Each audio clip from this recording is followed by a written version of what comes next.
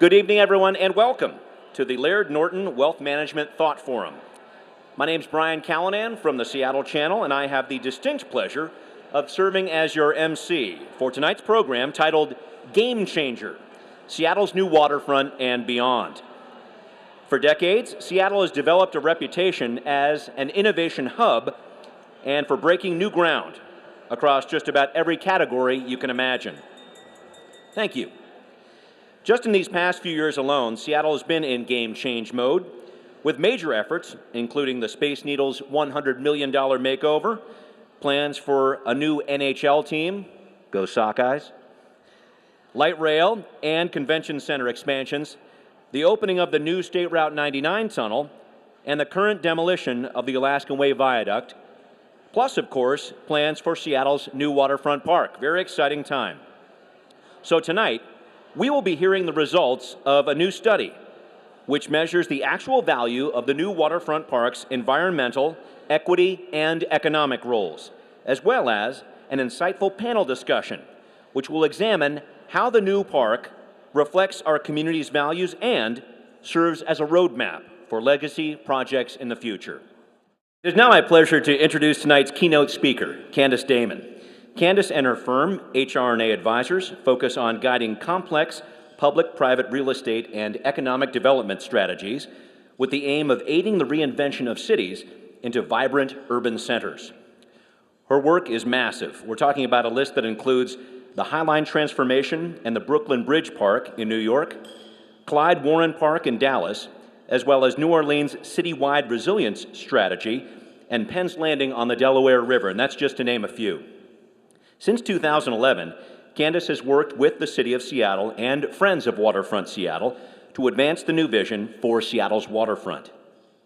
Candace was commissioned by Friends of Waterfront Seattle to conduct a Waterfront Seattle value study, and she is here to share her findings for the first time with all of us today. Please join me in a warm welcome for Candace Damon. As Brian suggested, we are a real estate and economic development consulting firm. We work all over the world, but primarily in North America, on the projects for which we have a real passion, which I would characterize as being those that have the potential to transform cities, because the public, the private, the civic, and the nonprofit sectors in those cities have come together to advance a vision, usually for a project. Advancing that vision always requires that people who are not used to working with each other, who define value differently, come together to develop a set of compromises, a shared vision, a way for moving forward that acknowledges that they don't necessarily share all their values, but they do nonetheless want to see the project in mind advanced. We do that work in a host of different contexts, ranging from regional economic development strategies to transit-oriented development to thinking about the new retail environment. For me, my passion is parks and open space. Something like 80% of what I do is working with communities across North America on thinking through how new open space and legacy open space can be invested and reinvested in for the benefit of the community, and to think through how that investment and reinvestment gets paid for. So here in Seattle, I've been here for almost 8 years, maybe almost 9 years, beginning with an evening in your Symphony Hall, which I suspect many of you were at, when the building was packed to the rafters with people listening to design professionals from across the world describe how they wanted to work with you to build this park. And I sat on a stool with the Jim Corner Field Operations team and was thrilled when you picked them. And over the course of the next several years, I worked with Jim and his staff, and in a parallel effort to begin to get us to the point where we are today. And I have to say, 8 years is a very short time for having come as far as you have. And I certainly know that there are some of you in this room who are working at least 8 years before that night to get us to here. But even 15 to 20 years is a very short time to have accomplished as much as you have, which I would define as having removed a piece of obsolete infrastructure that blighted your waterfront to permit the creation by a world-class designer of a world-class design that will fundamentally change the way you think about the city, the way the citizens of Seattle in generations to come will experience open space and will think about what it means to be a Seattleite. So what I've done in the intervening 8 years with you guys is sketched up there and culminates in tonight's discussion. So when I started working with Heidi and the Friends on this project, we began with a conversation about what benefits we wanted to try and count. Because certainly parks provide a host of benefits to the communities in which they're built. I think most notably, parks produce joy. But unfortunately, you hire people like me to figure out how to monetize benefits, to pay for things, and nobody's figured out how to monetize joy. Parks also, I think, create great public health benefits. They've been shown, if they're appropriately managed and programmed, to reduce crime rates and to increase the perception of safety. Those are not benefits that I'm competent to examine, but you may wish to in the years to come. In the coming panel, we'll have some conversation about the environmental benefits that will accrue as a result of building this park, but I want to talk to you about those that are most easily translated into dollars and cents.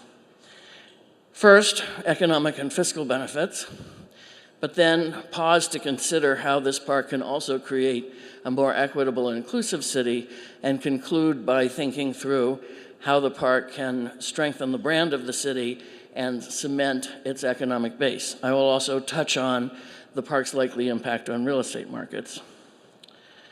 So, to start, all of us have read newspaper articles that say that if you contribute to the subsidy of the construction of an arena for a professional sports team, X number of jobs will be created, Y output will happen. Similar kinds of articles about building stormwater systems or water treatment plants or trying to subsidize the attraction of a major corporate employer. These then are those numbers for this park. Now I will tell you that even being in the business of producing these numbers, they've always seemed kind of abstract. It's not, what does $288 million of ongoing economic impact actually mean? And how would you know whether it had been realized? How can you measure it after the fact? Certainly, it's very unusual for people like me to be asked to examine our estimates 10 or 15 years later and see if we were right. The exception actually is the High Line, where we've been shown to be stupendously wrong because we were so conservative about what we thought the High Line would achieve.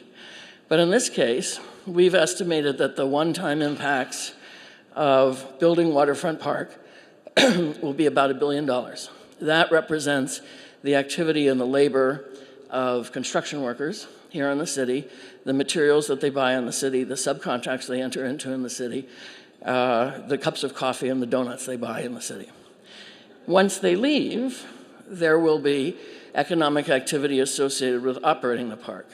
The partnership of the Friends and of the city and their other not-for-profit and for-profit partners will create jobs that will have value, and that's in the $288 million. And to try and make that a bit more concrete, keep the $288 million in your head for a moment. Let's get back to that business of monetizing joy and the difficulty of doing that. I firmly believe that you are embarked in the process of building a park that will be a central part of the memories that you all have and your children and grandchildren have of the city, the way my son has the memories of growing up in Brooklyn Bridge Park, and one of my panelists has of growing up in Central Park. Okay, you can't monetize joy, but you can count it in ice cream cones sold, glasses of wine drunk, pavilions rented for birthday parties, and the like. So that economic impact of visitation of the park, $191 million, is the major part of the economic impact, the ongoing economic impact of running this park. So it is the people who come to visit this park, people from the city, people from the region, and tourists, mingling together in an authentically Seattle experience that causes them to want to spend money that they wouldn't otherwise spend. We believe we're only counting net new. That yields that number that might otherwise seem a bit abstract. What isn't abstract, of course, is real estate. If somebody tells you that an investment is going to incentivize the development community to build more, you will know whether that was true or not in some number of years. Figuring out the increment in real estate value that this park will create was not part of my scope of work, and that was for the very sensible reason that we were simultaneously, you all, were simultaneously campaigning for the success of the LID, and the city had hired a very excellent consultant to estimate the incremental value of real estate attendant to this park, and they produced an estimate which I think is quite credible with respect to how already developed property is likely to increase in value as a result of this park being built. What Valbridge didn't do, because state legislation won't let them do it, is think about the value increment attendant to changes in use of land. And what we've seen in other cities is that when you build these great parks, the real estate impact is not so much from somebody's condo becoming 5% more valuable than it was the year before, but from seeing people who've held land off the market as parking lots, as single-story structures, deciding that now is the time that they should get redeveloped as denser, more valuable product that supports the continued growth of the city. And indeed, I think there's some evidence that suggests that the market's already doing that. If you look at the investment in downtown Seattle, and all of you know it's hugely concentrated on the waterfront, the development market already believes that this park is going to create value and it's generating wealth, which unfortunately you won't be able to capture for funding the park, but the general fund will capture, which will strengthen downtown and allow it to continue to do what downtowns are supposed to do, generate wealth to subsidize public services elsewhere in the city. Now, as I said, all of us who've been working on building and rebuilding these parks for the last 15 or 20 years have been shocked, frankly, by the success that we've had in so many of these places. And so when we started working on the High Line, it wasn't at all clear, this was immediately after 9/11 in a fairly deep recession, hit New York particularly hard, it wasn't at all clear that Lower Manhattan would ever recover as either a commercial or a residential precinct. And our projections of what the High Line could do were considered pretty pushing it. And as I said, we're wrong by a factor of 4 or 5 and counting. What that's meant is that as these parks have gotten developed, the people who've advocated for them have had to contend with the fact that while they've generated value for the cities, strengthening the economic base of those cities, they're also starting to run into the potential and the reality of displacement.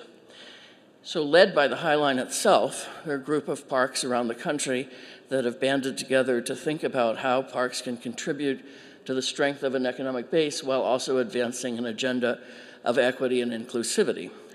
Waterfront Park has joined that network, and I think by virtue of the fact that Heidi and the Friends have insisted that we get precise about what we mean by equity and inclusivity, Seattle is in fact ahead of many of the members of the High Line network.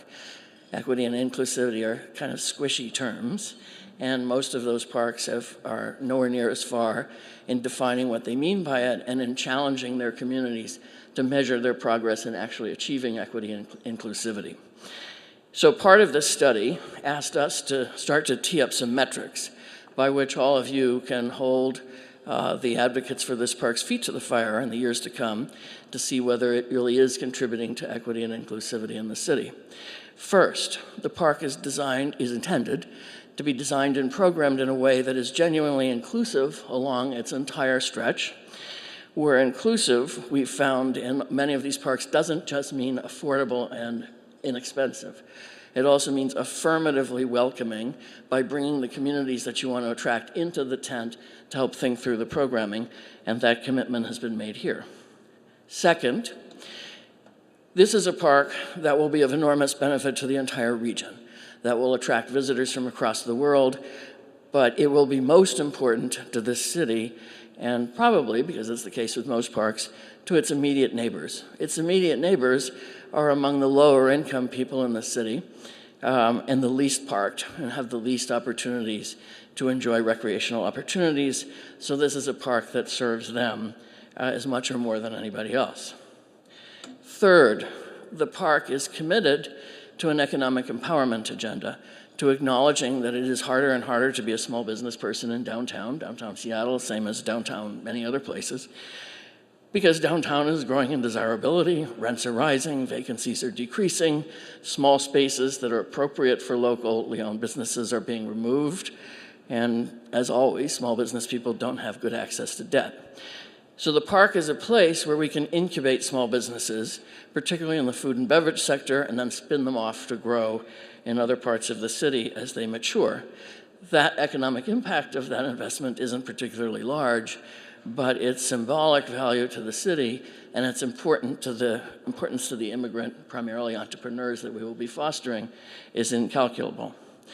And finally, the park has committed to what we're calling here a partnership for social justice, really exemplified by the extraordinary partnership that Seattle has pioneered called LEAD, which diverts people at risk from the criminal justice system, funnels them into appropriate social services and the criminal justice system when warranted, but is driven by a commitment to heal and work with these people rather than immediately criminalizing them.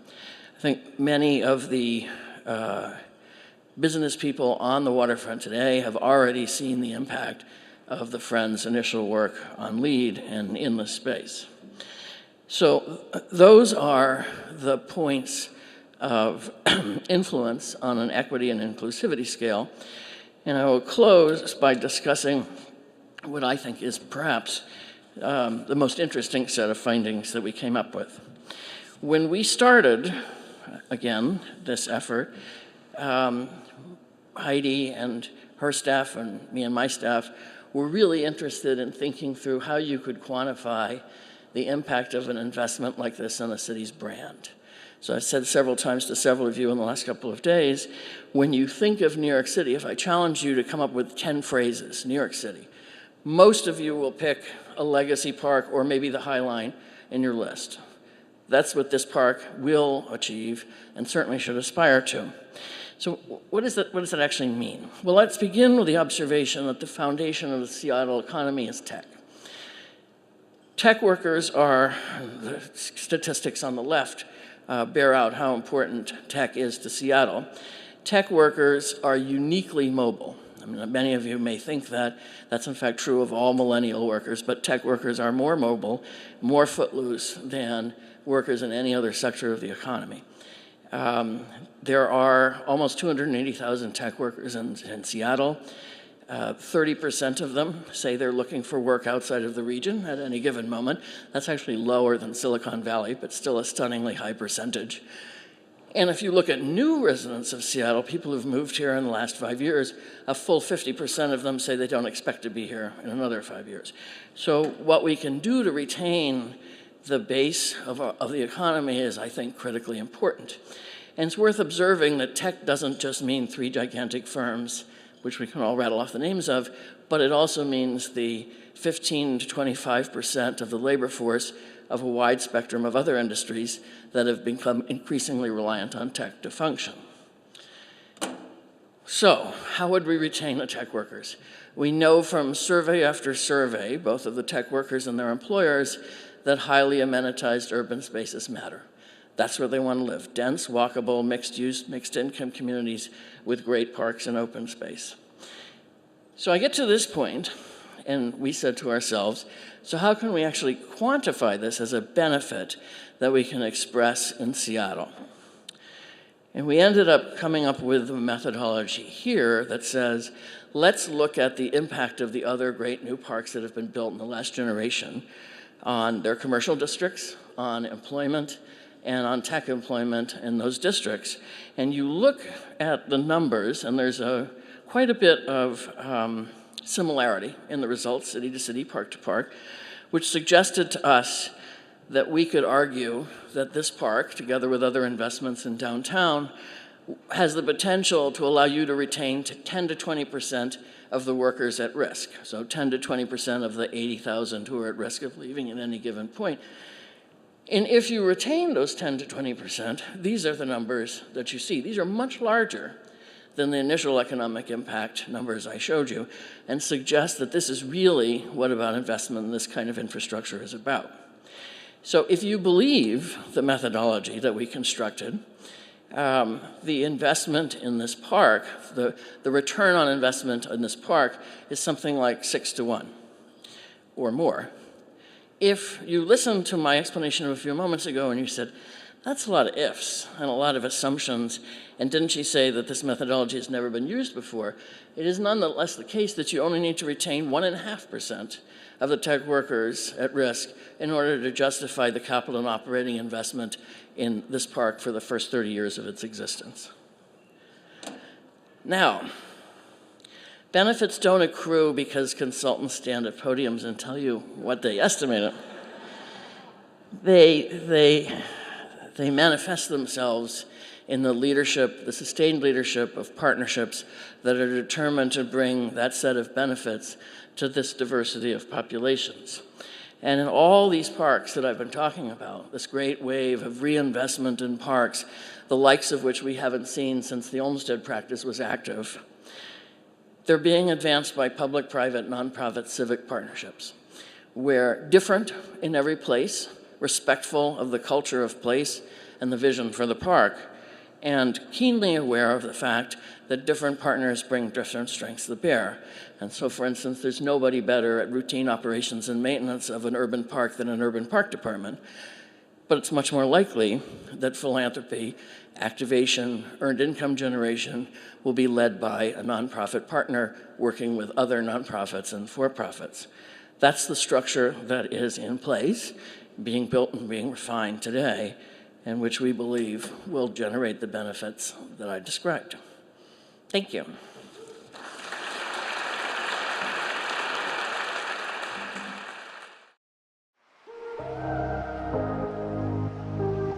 As we've been building ourselves up in the city and built this quite hideous curtain called the viaduct, we've really sort of turned our backs to Elliott Bay. Climate change, plastics pollution, overfishing. These are some of the biggest threats that the ocean is facing, and it is a huge problem, and it's so important for us to really start raising awareness of these issues and helping people to understand each one of us can be part of those solutions. So the Waterfront Park, from the ferry terminal swooping up to the Pike Place Market, and the Ocean Pavilion sort of as the beating heart of the waterfront, that's going to reorient the whole region around the water from whence we all came. The shoreline is vital habitat, so the first thing that the Waterfront Park will do is restore some of that habitat, particularly for juvenile salmon, to enable them to swim in and out of Elliott Bay. This is the kind of project that will set a very important bar for how you integrate environmental design and sustainability into major civic projects. And the design of the seawall is remarkable, and it has habitat-forming effects for sea life. Globally, Seattle is really at the forefront of this. This is the largest habitat enhancement along a seawall that I think is hugely important to the longevity of keeping Chinook salmon and other fishes along our shorelines healthy. One of the really important design features of the waterfront is that the biofiltration system really filter out the toxins and all the pollutants that come through the groundwater. And it sets a really important model for how we can integrate kind of public spaces and parks into places that are also habitats for sea life. Seattle Aquarium benefits and engages the Seattle community in many different ways, from conservation and through education. We've got some really big global issues happening, and it's important that we provide a space to bring everyone to the table. The Ocean Pavilion is a new building that the Seattle Aquarium is doing our design and planning for, and is going to provide us a platform to connect people to these global issues that we've been talking about. I see the Ocean Pavilion as being this hub and have an opportunity to learn and connect and share that with each and every individual they come across. Reconnecting Elliott Bay and nature to the downtown core, when people start to think of having nature in their daily urban lives as a normal thing. And I think that will actually be one of the great victories, which is our kids and grandkids, they will love it. And the idea that we wouldn't have had it will seem almost impossible to them. You don't get an opportunity like this in 2 generations. This is really a value statement from this community. We are about ocean health, we are about the planet, and we're about our future. And we're going to do this together.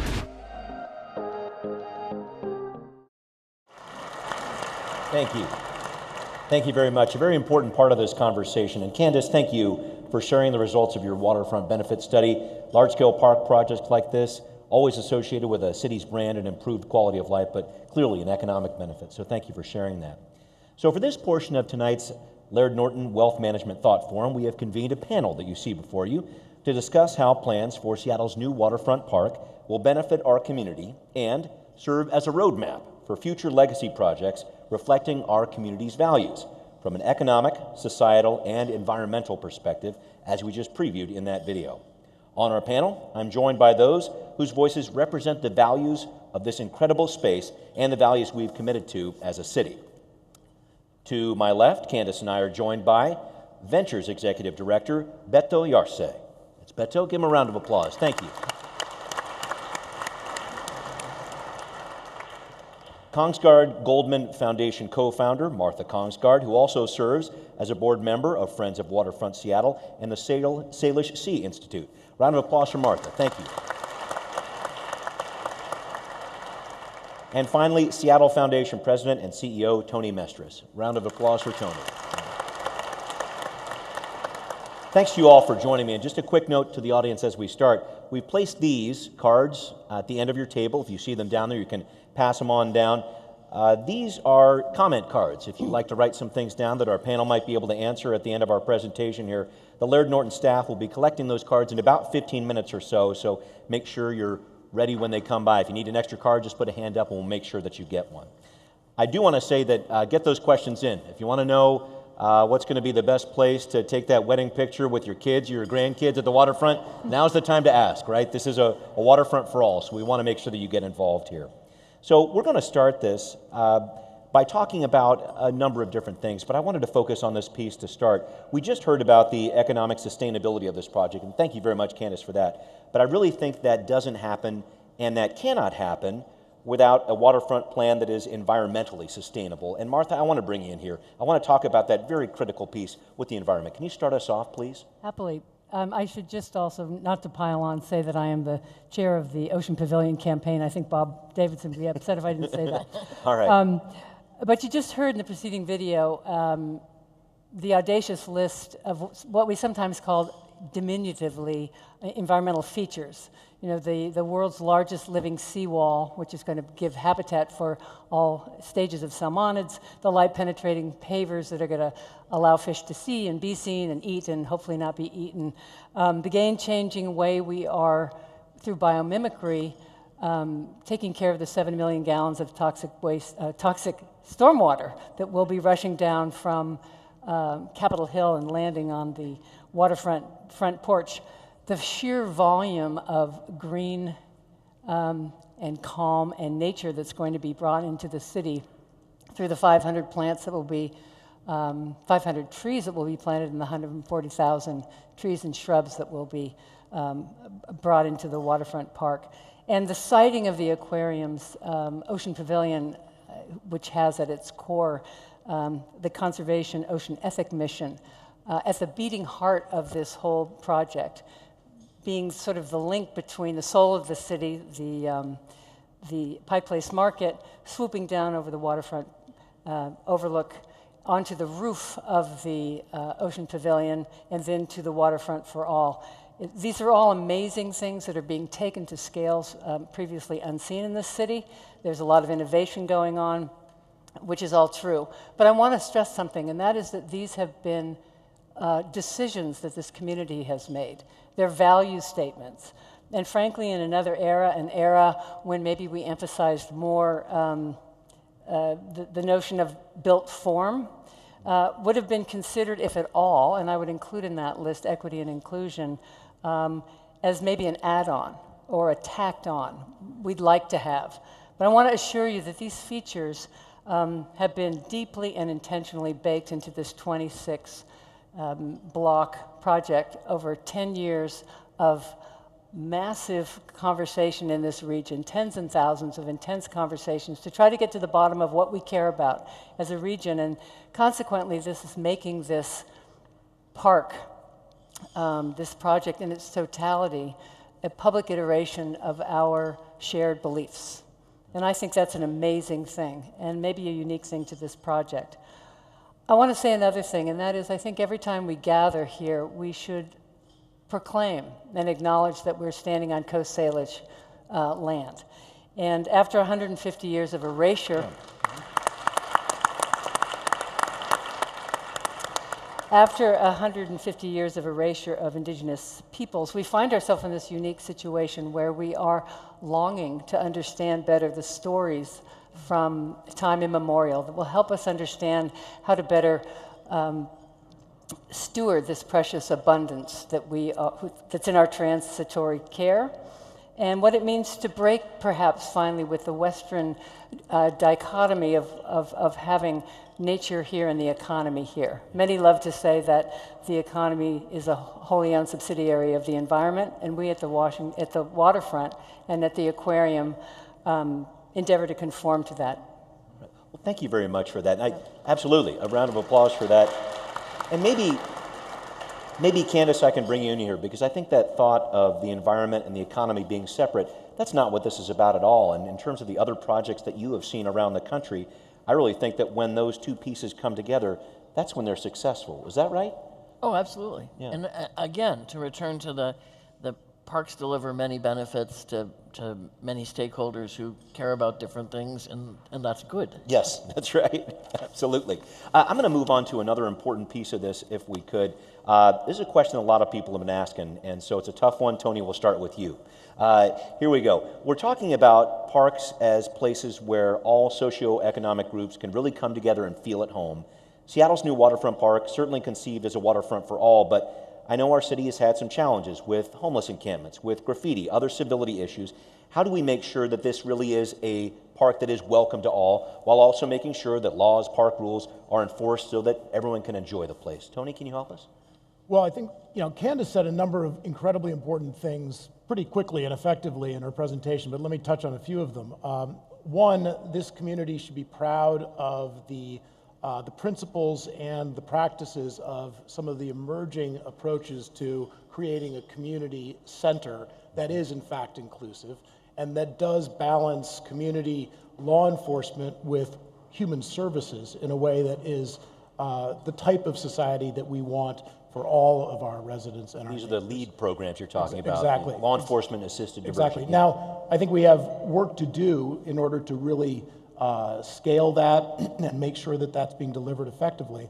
Excuse me. But that's really an important ethic, because this is, at the end of the day, I think, a vision of a community space that is there for all. And one of the reasons why Seattle Foundation is as passionate as we are about supporting it is that our mission is to ignite powerful, rewarding philanthropy to make Greater Seattle a stronger, more vibrant community for all. Right. And when you think about our region, the 80% of the U.S. population is in these 25 major metropolitan regions.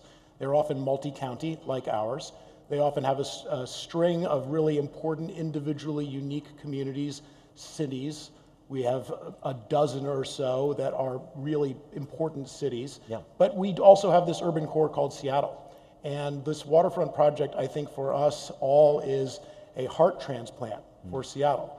This is really about establishing this community center, this hub that should be accessible for all, that should help, as Candace described, kids now and in the future have a sense of community in this place that is more than just the physicality of the space, but includes all of the things that they experience there. And as a result of that, Seattle Foundation is committing a $500,000 grant to programming for cultural, recreational, and educational services delivered by Seattle Aquarium, Pike Place Market Foundation, and Friends of the Waterfront to really drive that equity and inclusivity principle. Breaking news, the $500,000 grant. Thank you for bringing that in.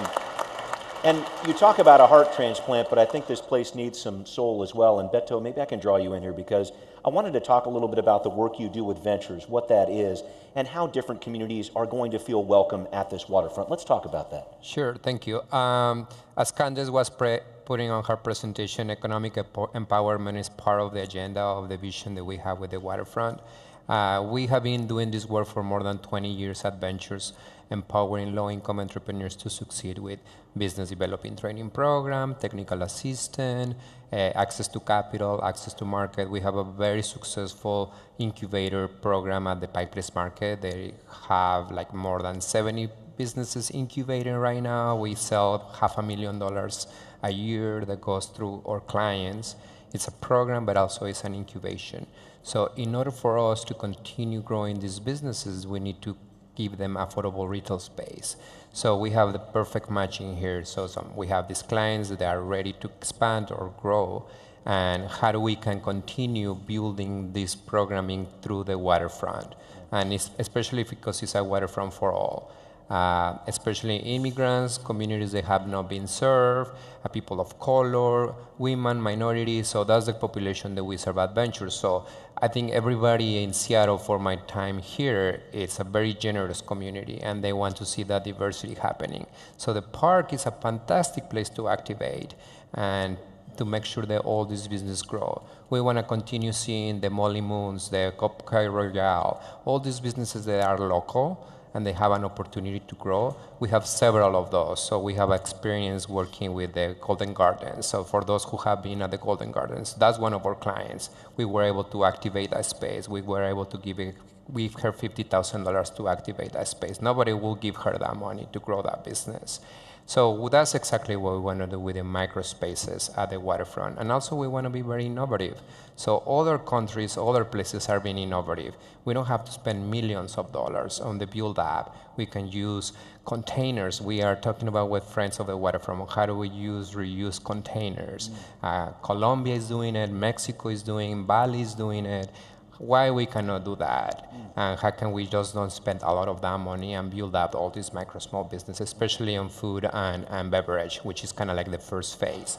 So that's kind of like the work that we're going to continue doing in partnering with Friends of the Waterfront. We're going to be the backbone of helping these individuals to continue grow and succeed. And I'm pretty sure all Seattle people want to go and enjoy and support those businesses. Absolutely. And I want to get back, thank you for that. Candace, maybe I can bring you back in here, because I really do want to talk about some of these different challenges that our city has been facing with homelessness, et cetera. When you talk about that on the waterfront, I think we're talking about this Parks Conservancy model here, where you have governments working with nonprofits or whatever else, like Seattle Foundation, for example, to work together to try to deal with these issues. Tell me what that looks like, that activation space, so that you are dealing with those issues and challenges that our city's dealing with. I guess I think I have two reactions. Here we the go. First is kind of tying what Beto and Tony were talking about together. I think what you have in LEAD, which the rest of the country is trying to emulate, I mean, it's a real extraordinary program, is an affirmative, assertive intervention into the lives of people who need help and maybe threatening other people who want to use the park. What you have in what Beto is talking about, as well as the host of other programming that the Friends are advancing, is activation. And what we find in parks all over the country is that there are populations who make other people feel nervous that don't like to be around activated spaces. And if you think about, many of the largest encampments are in fact in forgotten and neglected and unprogrammed spaces. Right.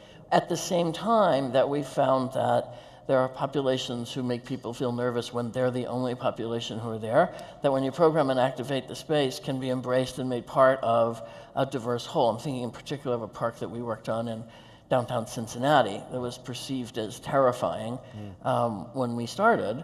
It's now the heart and soul of downtown Cincinnati. It's revenue positive and supports both their social service programs. And the same kids who were there when we started are still there today. And it's important to point out that work is happening in Seattle right now. I think about Westlake, Occidental Parks, the Sculpture Park down from Sam. I know Friends of Waterfront are doing a lot of different things. The Hotspot Pavilion, I'm thinking about a number of different examples here. Those essentially inform the activation, I would say, of the waterfront park. Is that right? Yes. Okay.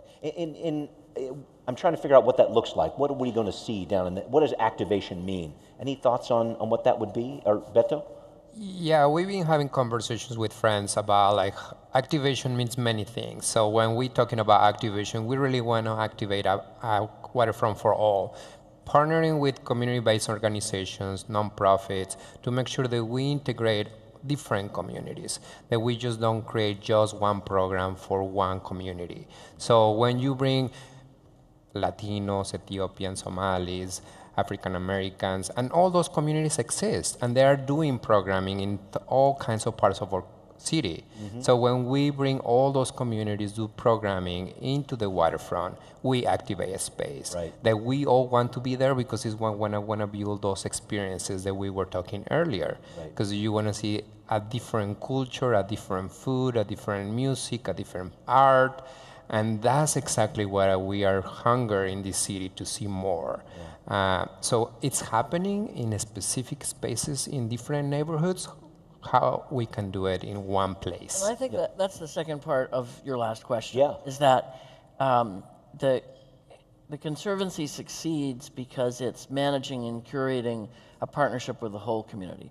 So, you know, Heidi's not going to try and invent every salsa contest and balloon blowing, this, that, she can't. So it's about bringing in people from all over the community who, mostly not-for-profit, some for-profit, already are doing successful programming and represent what's authentic and wonderful about here and bringing them to the park. And she's great doing it. She's bringing all this great community. So I'm so proud to partner with Heidi and friends with that. Great parks, I think, manifest the vision we want for our broader society right now. They bring people from all over the community, from every walk, every identity, race, culture, etc., together in ways that when we go to them, we think, now I'm home. Now this is the place I want to live. This is the type of community I want to be in. It's an identity issue, and Martha, maybe I can bring you in here. I think a very important part of this project is allowing people to touch the water, literally, because we're talking about a viaduct that really has split off the waterfront from the downtown for decades. Take that away. This is a whole new city we're talking about here.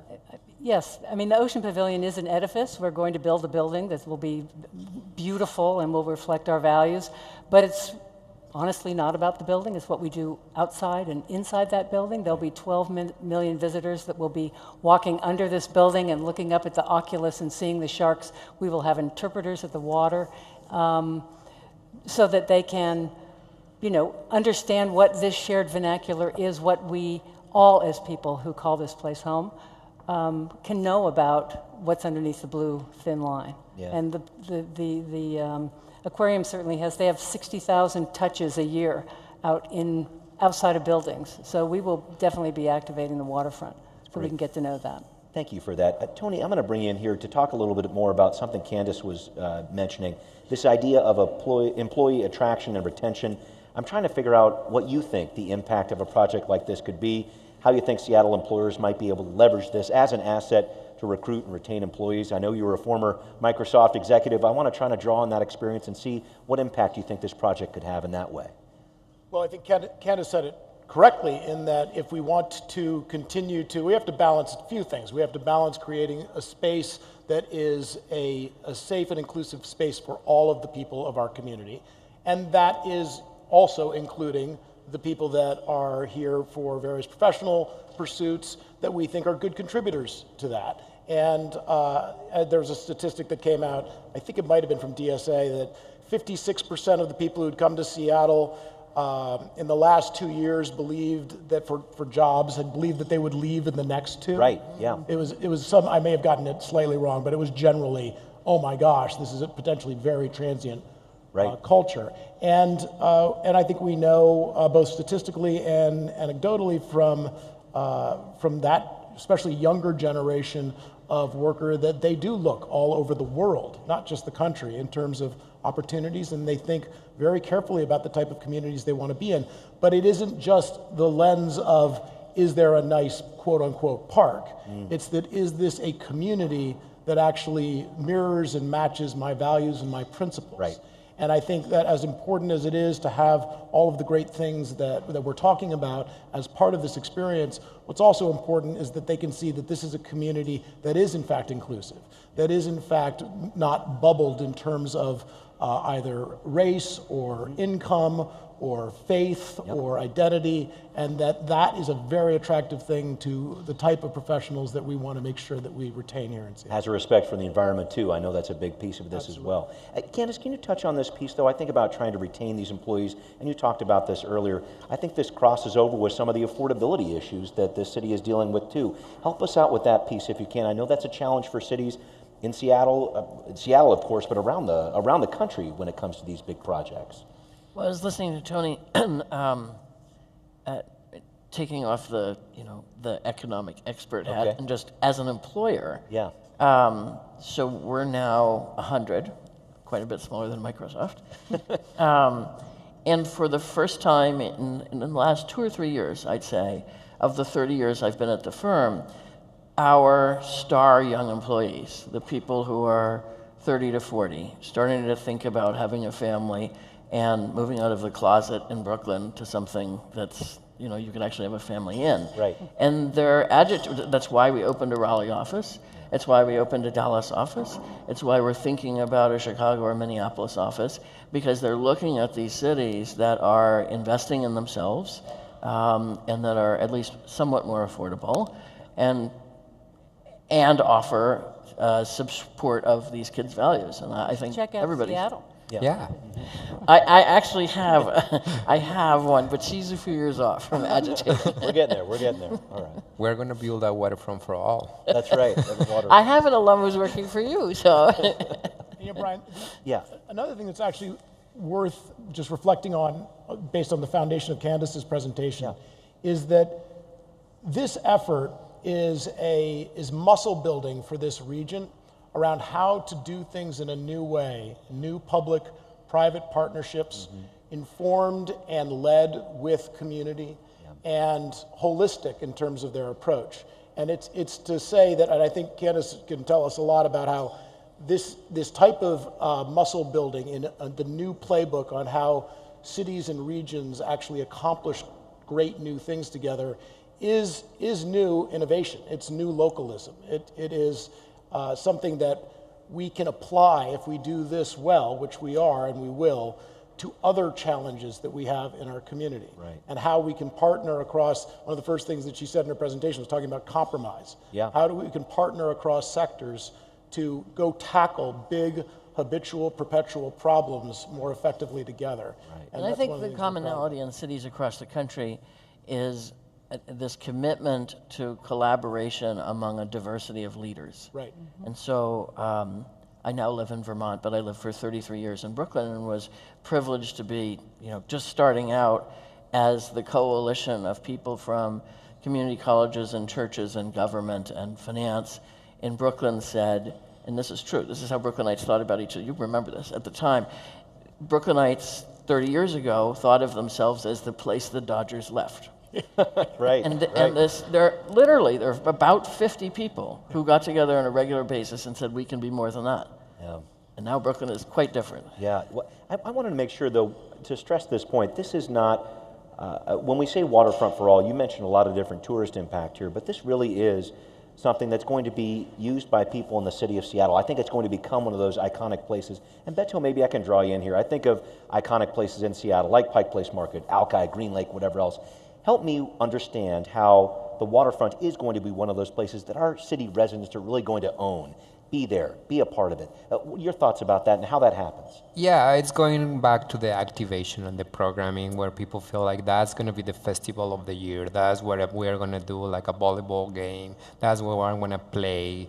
I'm going to go on biking. I'm going to do all these things that it really matters to me as a resident of the city. And it's not that you're trying to avoid it because it's all these tourists, kind of what happens sometimes during the summertime at Pike Place Market. Sure. A lot of people, locals, don't go there because it's all touristy place. Right. So how do we really going to be, this is a much larger space that we really can activate and be very strategic about that. It's a huge opportunity to make sure that the people from here feel like I want to go and do a picnic time with my family there. Right. Or I'm going to grab a beer with these microspaces that we're going to build. Or I'm going to have this beautiful pupusa at this microspace that we're going to build. Now I'm getting hungry. Okay. And then all these places that you're really going to activate with this programming. So it's key have programming. And when I talk programming, we also need to think about what is the long-term sustainability for that programming. That is not just building a waterfront and then we forget about that. This is going to be an ongoing thing because all this programming is going to cost money for an organization to lead it. So we need to think about that as well. Yeah, and I think, Martha, if I could bring you in here, I think this really gets back to the idea of the brand of the city of Seattle, if you want to call it that, and how you activate it in such a way so that this is a local place that's going to happen to attract a lot of tourists. Do you see it that way? Well, I think, there's been some discussion about, is this going to become a tourist place and what do tourists want? I think we need not worry about that. We're going to program this for this community, and that's why people travel to Seattle, because it's authentic, it's real, it's an expression of our communal values, and a public iteration of all of our beliefs that will be manifest, because the table we've set here is very diverse, and there's an opportunity for diverse voices. And I'd say also, to sort of riff on what you were saying, Tony, if you think about the great infrastructure pieces that have been built here, they've been sort of one at a time by great visionaries, very generous families. This is a new world. And the people at this table, as you said, will allow us to go on and tackle much larger issues than this. Absolutely. I'm going to take a couple questions from the audience, and thank you very much. I might not get to all these, but we will make sure that we get to a few to start, and the discussion will continue this evening. Candace, maybe I can start with you. I was asking about this affordability question earlier, and I want to touch on it one more time with this question here. What is being done to make sure the lower income folks who live all around the waterfront are supported in continuing to afford to live in this revitalized area? Will lower income folks be priced out and forced elsewhere, leaving only high income people able to live on or near the water? A challenging question here. Oh, here we go. Will this only be a place for tourists and the wealthy? What is being done? Thank you very much for the question. Thoughts there? I think all of these parks, if they're that are being built all over the country, and that's no different here than in Dallas or Chicago or New York, if they're really going to meaningfully contribute to the quality of life in the cities in which they are, the advocates for those parks, the leaders of those parks, have to build partnerships with advocates who are skilled in other aspects of high-quality urban life. So a park operator, it's inconceivable to me that we can ask a park to do everything for everybody, but we can ask people who care deeply about parks to partner with affordable housing providers, to partner with criminal justice experts, to partner with social service providers, as is starting to occur here. There is no doubt that figuring out affordable housing, particularly in this country's great western cities, is a big challenge, which this park isn't going to solve, but could be part of. Yeah, definitely. I'm going to throw in another one here, and if anyone wants to chime in on any of these, please do. Martha, this feels like a good one for you. With increased waterfront utilization and increased marine activity, water taxis, cruise ships, kayakers, etc., how will this impact Elliott Bay and the larger Salish Sea? Oh, I think if you're talking about kayaks and water ferries, you're talking about transit connectivity, which is only good at getting people out of their cars. Bike usage is way up here. I don't worry about the traffic on the Salish Sea in that terms. I think the more people we can bring to the waterfront and talk about the health of the Salish Sea, the one ocean that we need to be worried about, the connectivity with us in the Coral Triangle, and the whole world, the better off we'll be. I see this as a big advertisement, actually, for being able to activate people, bring them hope, tell them how they can contribute. Okay. The more, the better. Thank you very much for that. Tony, Beto, jump back and forth on this one if you can. With tourism and the cruise business being seasonal, how do you create wintertime sustainability for the small businesses envisioned for the waterfront? This feels like an activation question. Beto, do you want to start? Winter doesn't hold us back. No, not in Seattle, that's true. But it's actually what we're talking about. How do we create the programming that the Seattle residents want? So we don't stop for rain, we don't stop for snow, we don't stop for any of that. And I am not from here, I've been here for 15 years, but that doesn't stop me. If I really hungry for a good beer or for a good food, I will go to that place no matter what. So I think it's all about having the backbone, as I mentioned earlier, to support these small businesses to make sure that they become sustainable, and how do they market themselves? How do I really reach out to that they exist during the winter time? So we are been doing it for a long time, and we're going to support them, and we're going to make them sure. Like the place in Golden Garden is a perfect example. Yes. So she's doing great. Yeah. She's utilizing the commercial kitchen during the winter for catering. So we've been coaching her. We've been able to do all that. She's paying half of her loan so far in 1 year. So she's doing great. It's just about how do you do technical assistance and support these small businesses to continue activating for small business, but also for programming. Tony, did you want to dive in on this one? I think Beto said it perfectly. Okay. Sorry. So you guys Yeah. don't have bad weather. Oh, in comparison, this is Vermont lady over here. She, And that park in Cincinnati, parks in Minneapolis, the Toronto waterfront, all way colder, and they're highly active in the winter. Yeah. okay. I'm going to try to get to a couple more here. Ooh, boy, here we go. What will the operating cost be of caring for the parks and open spaces here? Talking about maintenance. And assuming this cost is the responsibility of the city of Seattle, is that correct? Trying to break down some numbers here. I don't know if we're there yet, but We need Heidi. yeah. Any thoughts there?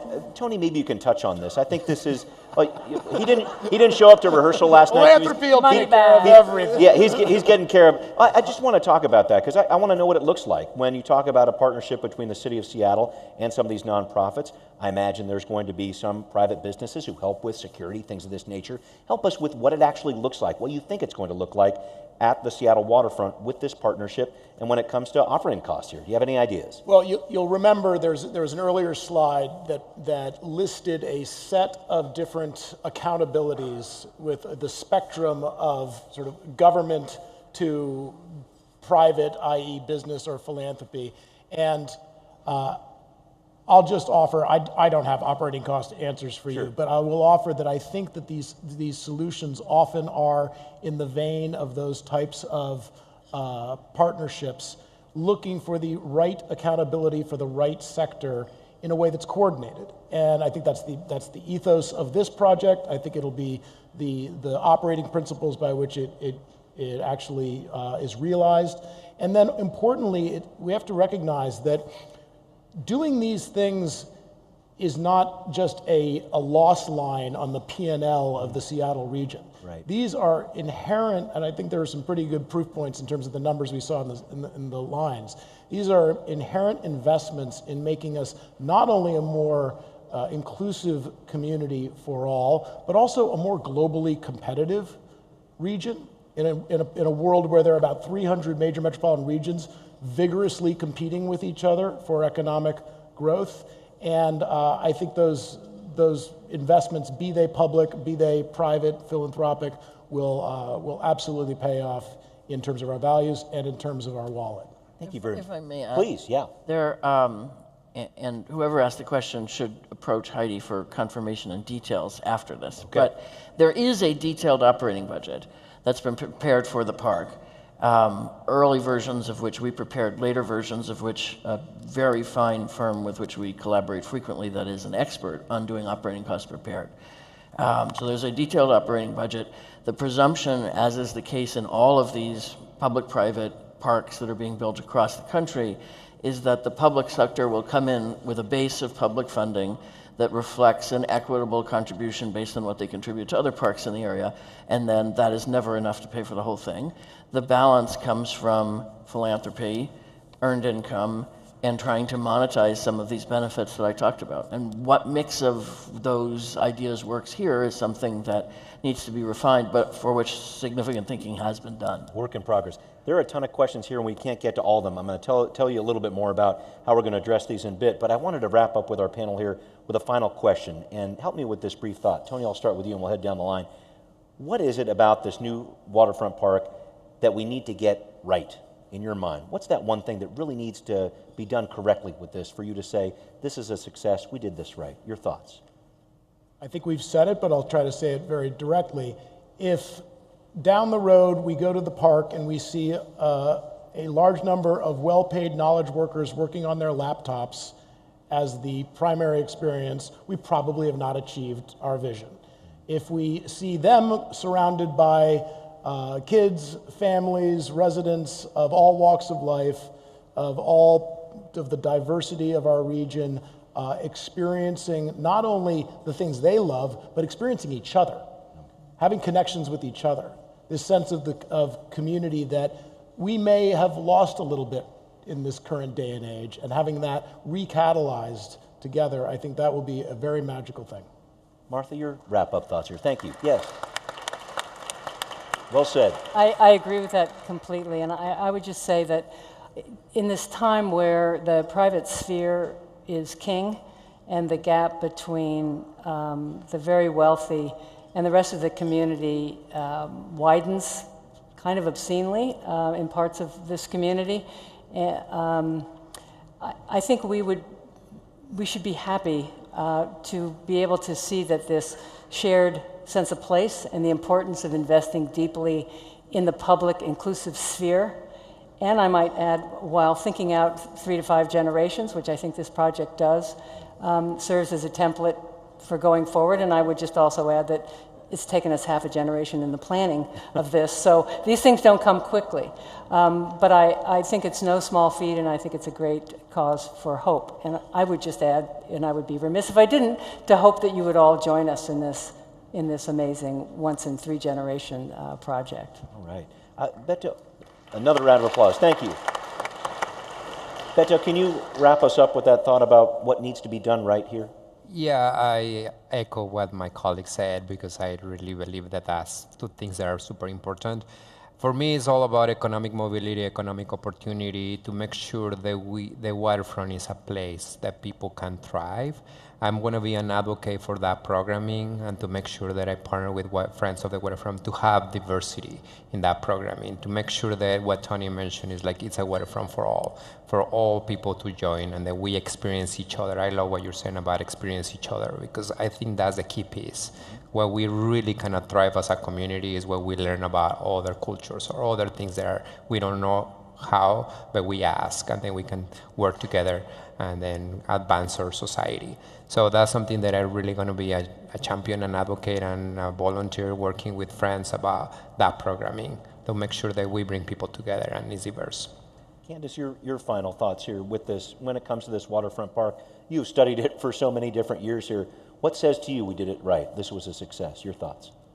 Well, I think because you will have worked so hard on at least these 3 approaches to what success is, when you come to this park as a visitor from Vermont, it will be an experience that is not capable of being had anywhere else on the planet, because it will be uniquely Seattle. And you'll come and you'll say, this is what Seattle's about. All right. Can we give our, absolutely. I definitely wanted to honor our panel here. This was a great discussion. Can we give them one more round of applause? This was excellent. Thank you. And thank you to all of you for your great questions here. This is chapter 3 here. Let me see. If we didn't get to your questions, and I know we didn't get to a lot, make sure you visit the booths of our program partners and continue the conversation during our reception, which will begin in about 15 minutes. But first, while we celebrate the new connections being made between our city, the new connections we've been talking about here tonight about the waterfront, take a look at this video as we enter the next stage of our program.